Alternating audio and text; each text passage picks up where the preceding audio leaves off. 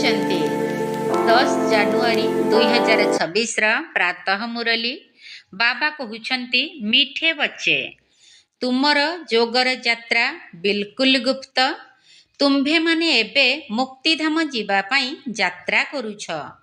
तुमर जोगर यात्रा बिल्कुल गुप्त तुम्भे माने एबे मुक्तिधाम जीवा पाई यात्रा करूछ। प्रश्न स्थूल लोक निवासी सूक्ष्म लोक निवासी फरिश्ता हेबार पुरुषार्थ कौन? स्थूल लोक निवासी सूक्ष्म लोक निवासी फरिश्ता हेबार पुरुषार्थ कौन? उत्तर जदि सूक्ष्म लोक निवासी फरिश्ता हेबार अछि तेबे आत्मिक सेवारे निजर अस्थि को मध्य स्वाहा कर अर्थात शरीर मन धन समय संकल्प सबु किछि स्वाहा कर। अस्थि को स्वाहा करिबा बिना केबे भी फरिश्ता होई परिबो नाही काहेकिना फरिश्ता मानकर हाड़ मांसर शरीर न थाए। एही बेहद सेबारे दधीचि ऋषिंक भଳି निजर अस्थि को मध्य स्वाहा करिबाकु हेबो तेबे जाई व्यक्तरु अव्यक्त होई परिबो। गीत धीरज धर मनुआ ओम शांति। संतान मानकु एही गीतरु इंगित मिलिला जे धैर्य धर। संतान माने जानिछंती आमे श्रीमत आधार रे पुरुषार्थ करूछु एवं एही गुप्त जोगर यात्रा रे अछु। सेही यात्रा तो निजर समय अनुसारे शेष होई थाए। मुख्य हेउछि एही यात्रा जाहाकु तुम मानक बिना आउ केही जानि नाहंती। एबे यात्रा निश्चित करिबाकु हेबो एवं नेई जिबा पई पंडा मध्य दरकार। एहांकर नाम मध्य पांडव सेना रखा जाइछि। एमाने एबे यात्रा करूछंती। एथिरे स्थूल लड़ाईर कौनसी कथा नाही। एठारे प्रत्येक कथा गुप्त। एही यात्रा मध्य बहुत गुप्त। शास्त्र रे मध्य वर्णित अछि। बाबा कहउछंती मोते मने पकाइले मो पाखरे आसी पहुंची जिव तेबे एहा यात्रा हेला ना। बाबा सबु शास्त्रर सारांश को सुनाउछंती। से सबको वास्तव रे कार्य रे परिणत करूछंती। आत्मा मानकु एबे आमर निर्वाण धाम को यात्रा करिबाकु हेबो। एही सबु कथा को विचार कले बुझी परिबो। एहा हेउछि मुक्ति धामर सत्य यात्रा। मुक्ति धाम जीवा पई समस्ते चाहंती तेबे एही यात्रा करिबा पई केही मुक्ति धामर रास्ता देखाइबा दरकार। किंतु बाबा तो निज समय अनुसारे निजे आसंती जेउ समय को केही भी जानि नाहंती। ए कथा बाबा एठाकु आसी बुझाउछंती। तेणु पिला मानकु निश्चय हेउछि प्रकृत रे एहा हेउछि सत्य यात्रा जहार गायन रहिछि एवं एही यात्रा भगवान स्वयं सिखाई थिले। मन मना भव मध्याजी भव एही अक्षर मध्य तुम मानकर बहुत काम रे आसे। मात्र एकथा किए कहिथिले एही भूल करि देइछंती। सिए कहउछंती देह सहित देहर सबु संबंध को भूली जाओ। यांकर अर्थात ब्रह्मा बाबांकर मध्य देह अछि। यांकु जी बुझाउछंती से मध्य अलगा अटंती जहांकर निजर देह नाही। सेई बाबा हेउछंती विचित्र। तांकर कौनसी चित्र नाही। आउ तो समस्तंकर चित्र अर्थात शरीर रहिछि। सारा दुनिया हेउछि एक चित्रशाला। विचित्र एवं चित्र अर्थात जीव एवं आत्मार एही मनुष्य स्वरूप तियारी होइछि। शिव बाबा हेउछंती विचित्र। सिए बुझाउछंती जे मोते ये चित्र अर्थात शरीरर आधार नेबाकू पड़े जहा कि शास्त्र रे मध्य वर्णित अछि। महाभारत युद्ध समय रे भगवान एही भଳି कहिथिले। राजयोग मध्य शिखाइथिले एवं निश्चित भावरे राजत्वर स्थापना होइथिला। एबे तो कौनसी राजत्व नाही। भगवान ही नुआ दुनिया पाई राजयोग शिखाइथिले काहेकि ना विनाश सम्मुखरे थिला। तेबे बुझा जाइछि जेतेबेले स्वर्गर स्थापना होइथिला सेतेबेले एपरि होइथिला एवं सेही लक्ष्मी नारायण का राज्यर स्थापना होइथिला। एबे तुम मानकर बुद्धि रे अछि जे एठारे प्रथमे सत्य युग थिला एबे कली युग अछि। पुणी बाबा सही कथा बुझाउछंती। एपरि तो केही कहि पारिबे नाही जे ମୁଁ ତୁମମାନଙ୍କୁ ଘରକୁ ନେଇଯିବା ପାଇଁ ପରମ ଧାମରୁ ଆସିଛି। ଏକଥା କେବଳ ପରମ ପିତା ପରମାତ୍ମା ବ୍ରହ୍ମାଙ୍କ ମାଧ୍ୟମରେ ହିଁ କହିପାରିବେ, ଆଉ କାହା ଦ୍ୱାରା କହିପାରିବେ ନାହିଁ। ସୂକ୍ଷ୍ମ ଲୋକରେ ବ୍ରହ୍ମା, ବିଷ୍ଣୁ, ଶଙ୍କର ଅଛନ୍ତି। ବାବା ବ୍ରହ୍ମାଙ୍କ ପାଇଁ ମଧ୍ୟ କହିଛନ୍ତି ଯେ ସିଏ ହେଉଛନ୍ତି ଅବ୍ୟକ୍ତ ବ୍ରହ୍ମା, ଇଏ ହେଲେ ବ୍ୟକ୍ତ ବ୍ରହ୍ମା।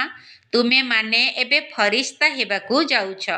ଫରିସ୍ତା ସ୍ଥୂଳ ଲୋକରେ ନଥାନ୍ତି, ସେମାନଙ୍କର ହାଡ଼ ମାଂସ ନଥାଏ, କାରଣ ସେମାନେ ଏଇ ଆଧ୍ୟାତ୍ମିକ ସେବାରେ ନିଜର ଅସ୍ଥି ଆଦି ସ୍ୱାହା କରି ଦିଅନ୍ତି, ଅର୍ଥାତ୍ ନିଜର ଶରୀର, ମନ, ଧନ, ସମୟ, ସଂକଳ୍ପ ସବୁ କିଛି ସ୍ୱାହା କରି ଦିଅନ୍ତି। ତାପରେ ଫରିସ୍ତା ହୋଇଯାଆନ୍ତି। ଏବେ ତ ଅସ୍ଥି ଅଛି ନା, ଏହା ମଧ୍ୟ ଲେଖା ହୋଇଛି। ନିଜର ଅସ୍ଥିକୁ ମଧ୍ୟ ସେବାରେ ଦେଇଦେଲେ, ଅର୍ଥାତ୍ ନିଜର ଅସ୍ଥି ସବୁ ଖଲାସ କରିଦେଇଥାନ୍ତି। ଏବେ ସ୍ଥୂଳ ଲୋକରୁ ସୂକ୍ଷ୍ମ ଲୋକ ନିବାସୀ ହେବାକୁ ପଡ଼ିବ। ତେବେ ଏଠାରେ ଆମେ ସବୁ କିଛି ସ୍ୱାହା କରି ସୂକ୍ଷ୍ମ ଅର୍ଥାତ୍ ଫରିସ୍ତା ହୋଇଯାଉଛୁ। ଏହି ସେବାରେ ନିଜର ସବୁ କିଛି ସ୍ୱାହା କରିବାକୁ ହେବ। ବାବାଙ୍କ ସ୍ମୃତିରେ ରହି ରହି ଫରିସ୍ତା ହୋଇଯିବା। ଗାୟନ ଅଛି, ମିରୁଆ ମଉତ ମଲୁକା ଶିକାର, ଅର୍ଥାତ୍ କାହାର ପୁଷ ମାସ ତ କାହାର ସର୍ବନାଶ। ଫରିସ୍ତାମାନଙ୍କୁ ମଲ୍ଲୁକ କୁହାଯାଏ। ତୁମେମାନେ ମନୁଷ୍ୟରୁ ଫରିସ୍ତା ହେବାକୁ ଯାଉଛ। ତୁମମାନଙ୍କୁ ଏବେ ଦେବତା କୁହାଯିବ ନାହିଁ। ଏଠାରେ ତ ତୁମର ଶରୀର ଅଛି ନା। ସୂକ୍ଷ୍ମ ଲୋକର ବର୍ଣ୍ଣନା ଏବେ ହିଁ ହୋଇଥାଏ। ଯୋଗଯୁକ୍ତ ଅବସ୍ଥାରେ ରହି ରହି ଫରିସ୍ତା ହୋଇଯାଆନ୍ତି। ଅନ୍ତିମ ସମୟରେ ତୁମେମାନେ ଫରିସ୍ତା ହୋଇଯିବ। ତୁମକୁ ସବୁ କିଛି ସାକ୍ଷାତକାର ହେବ ଏବଂ ଖୁସି ମିଳିବ। ମନୁଷ୍ୟ ତ କାଳର ଶିକାର ହୋଇଯିବେ। ତୁମମାନଙ୍କ ଭିତରେ ଯେଉଁମାନେ ମହାବୀର ଅଛନ୍ତି ସେମାନେ ତ ସ୍ଥିର ରହିବେ। ବାକି ଆଗକୁ କ'ଣ କ'ଣ ସବୁ ହେବ? ବିନାଶର ଦୃଶ୍ୟ ତ ନିଶ୍ଚିତ ଦେଖିବାକୁ ମିଳିବ। ଅର୍ଜୁନଙ୍କୁ ବିନାଶର ସାକ୍ଷାତକାର ହେଲା। ଜଣେ ଅର୍ଜୁନଙ୍କ କଥା ନୁହେଁ, ତୁମମାନଙ୍କୁ ବିନାଶ ଏବଂ ସ୍ଥାପନାର ସାକ୍ଷାତକାର ହେଉଛି।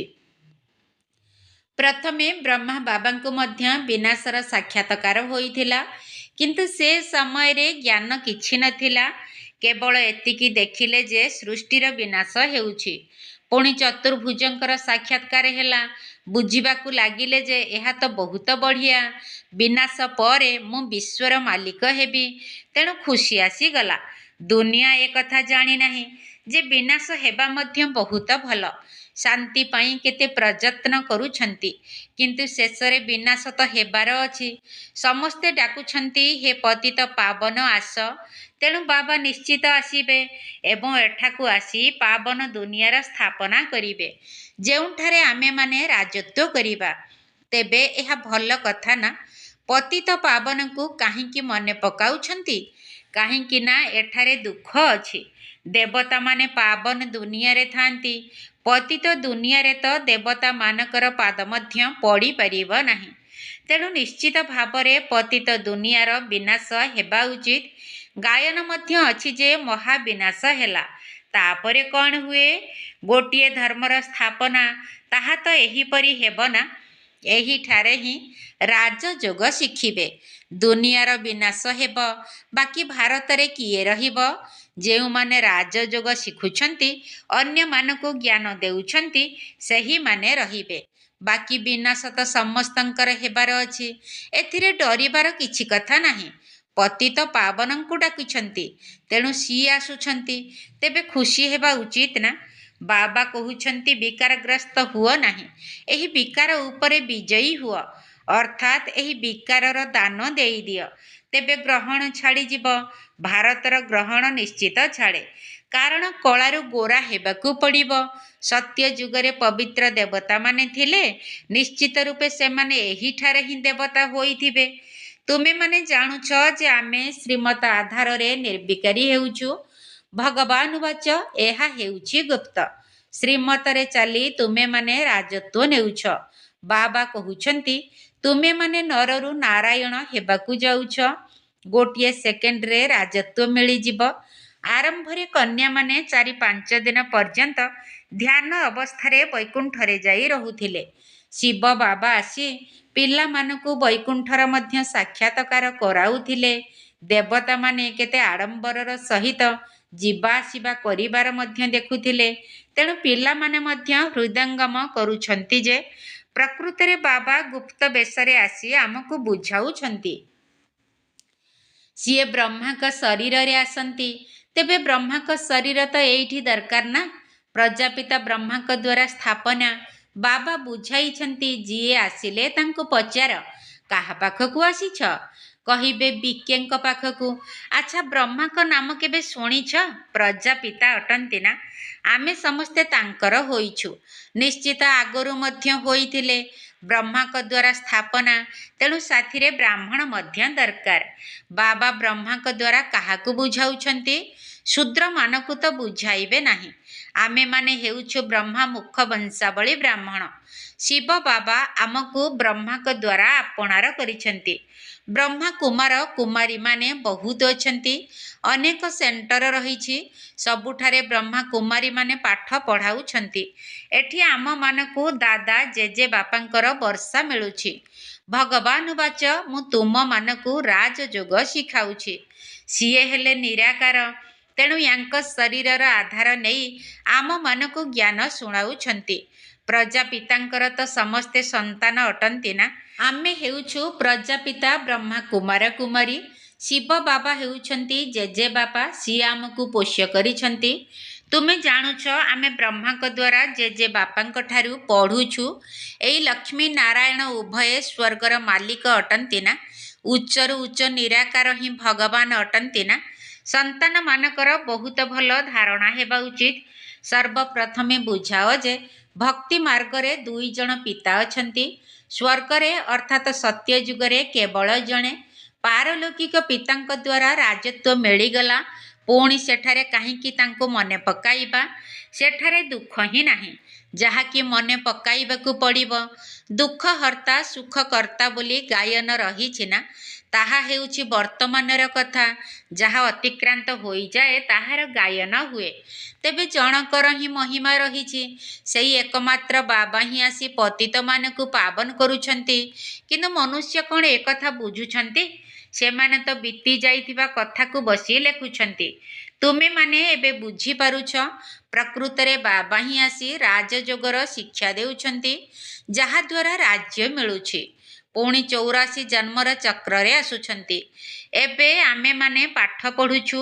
ପୁଣି 21 ଜନ୍ମ ପର୍ଯ୍ୟନ୍ତ ରାଜ୍ୟ କରିବା, ଏହିପରି ଦେବତା ହେବା। କଳ୍ପ ପୂର୍ବରୁ ମଧ୍ୟ ଏପରି ହୋଇଥିଲୁ। ବୁଝିପାରୁଛ ଯେ ଆମେମାନେ ହିଁ ପୁରା 84 ଜନ୍ମର ଚକ୍ର ଲଗାଇଲୁ। ଏବେ ପୁଣି ସତ୍ୟଯୁଗ ତ୍ରେତା ଯୁଗକୁ ଯିବା। ସେଥିପାଇଁ ବାବା ପଚାରୁଛନ୍ତି, ପୂର୍ବରୁ କେତେଥର ବାବାଙ୍କ ସହିତ ମିଶିଛ? ଏହା ବାସ୍ତବିକ କଥା ନା। ଯଦି ନୂଆ କେହି ବି ଶୁଣିବେ ତେବେ ବୁଝିଯିବେ ଯେ 84 ଜନ୍ମର ଚକ୍ର ନିଶ୍ଚିତ ଅଛି। ଯେଉଁମାନେ ପ୍ରଥମରୁ ଆସନ୍ତି ସେହିମାନଙ୍କର ହିଁ ଚକ୍ର ପୂର୍ଣ୍ଣ ହେଉଥିବ। ତେଣୁ ବୁଦ୍ଧିରେ ବିଚାର କରିବା ଦରକାର।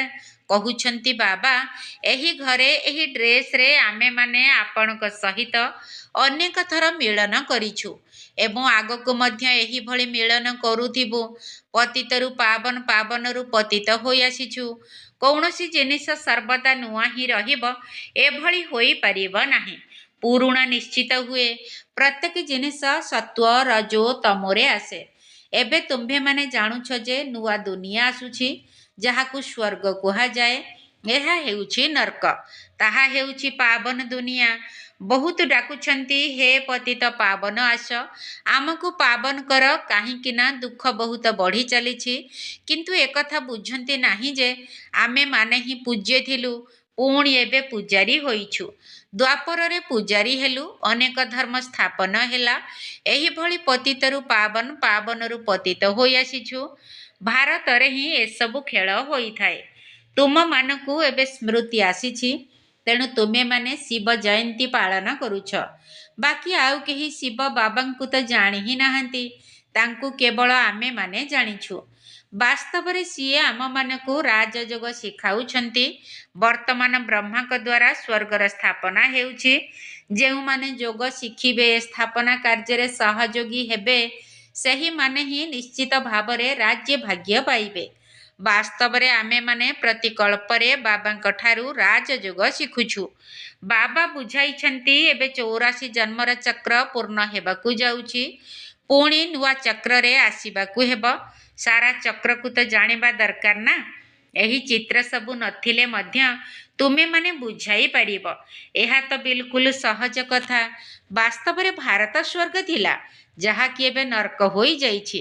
ଲୋକମାନେ ଭାବୁଛନ୍ତି ଯେ କଳିଯୁଗ ଏବେ ଆରମ୍ଭ ହୋଇଛି, କିନ୍ତୁ ତୁମେମାନେ କହୁଛ ଏହା ହେଉଛି କଳିଯୁଗର ଅନ୍ତିମ ସମୟ।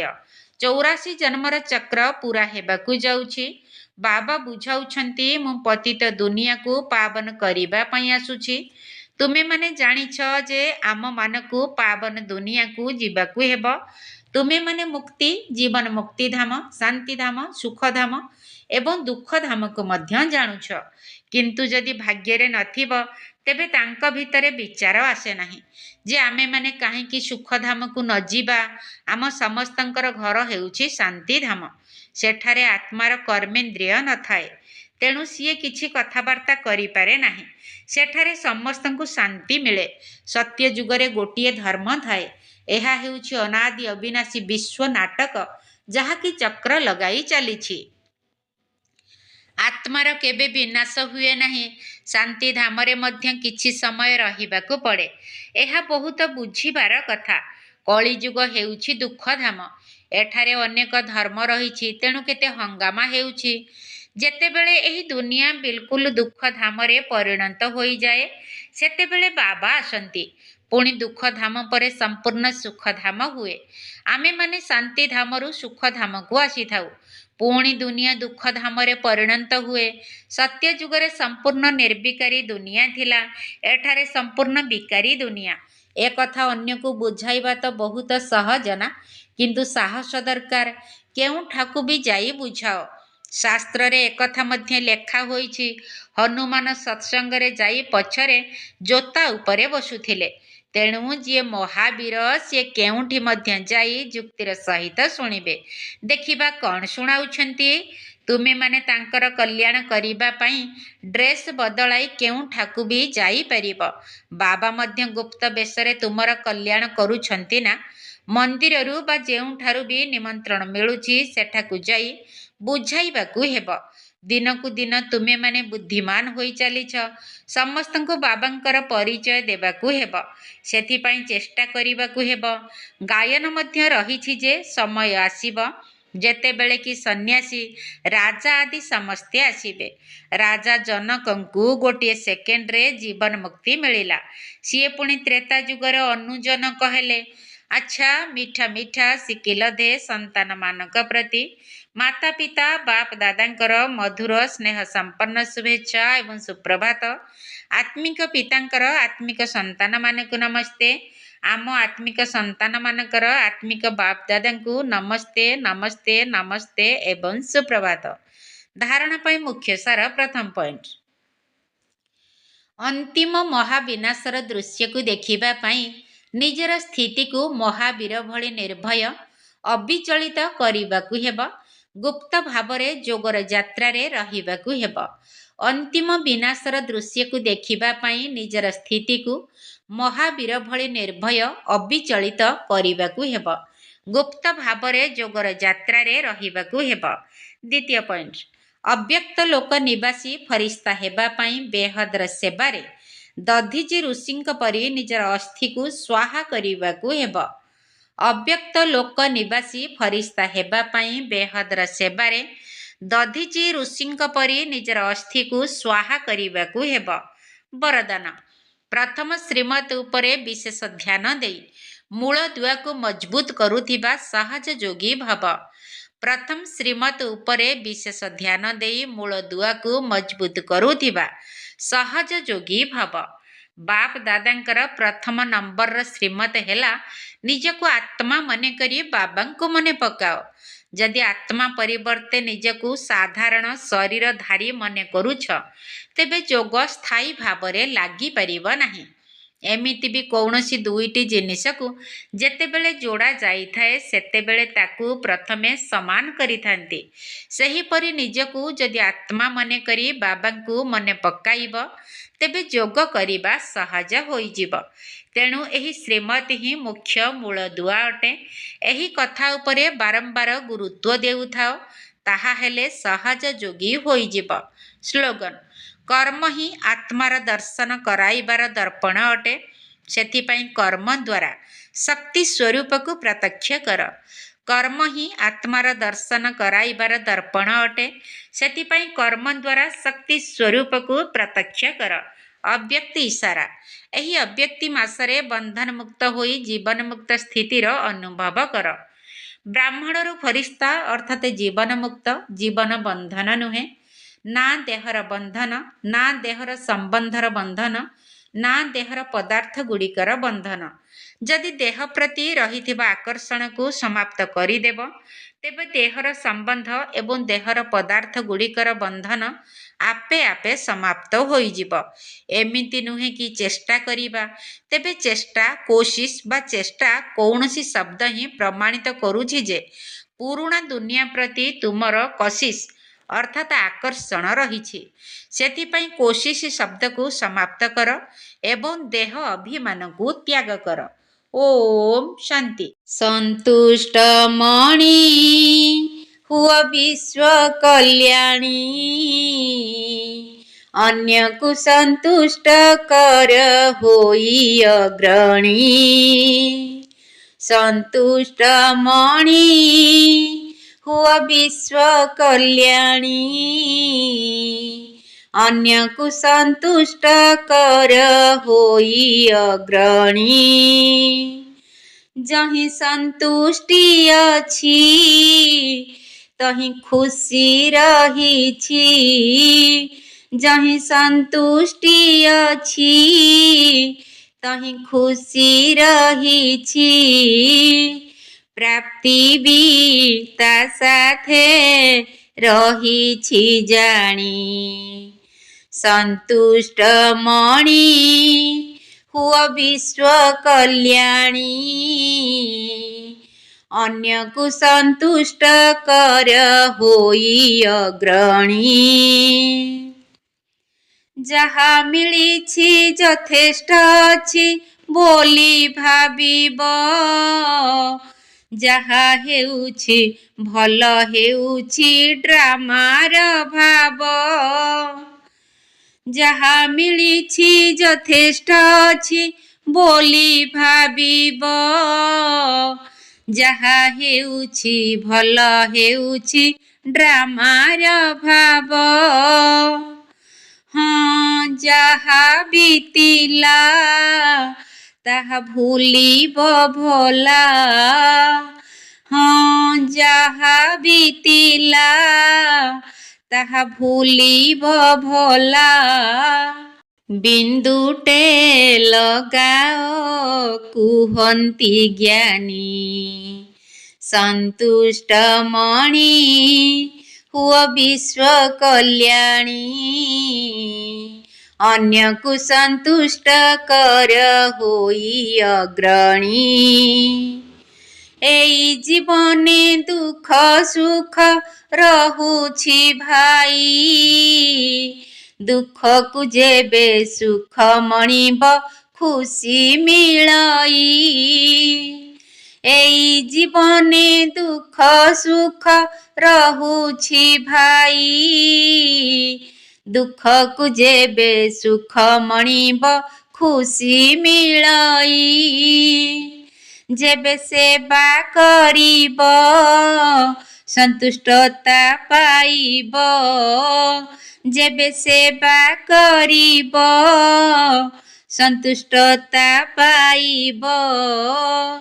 ସରଳ ହୋଇବ ନ ହେବ ମାନି।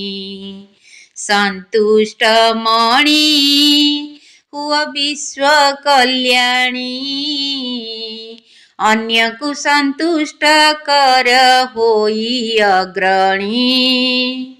ଯହିଁ ସନ୍ତୁଷ୍ଟି ଅଛି ତହିଁ ଖୁସି ରହିଛି। ଯହିଁ ସନ୍ତୁଷ୍ଟି ଅଛି ତହିଁ ଖୁସି ରହିଛି। પ્રાપ્તિ બી તા સાથે રહીછી જાણી સંતુષ્ટ મણી હુଅ વિશ્વ કલ્યાણી અન્યકુ સંતુષ્ટ કર હોય અગ્રણી અન્યકુ સંતુષ્ટ કર હોય અગ્રણી.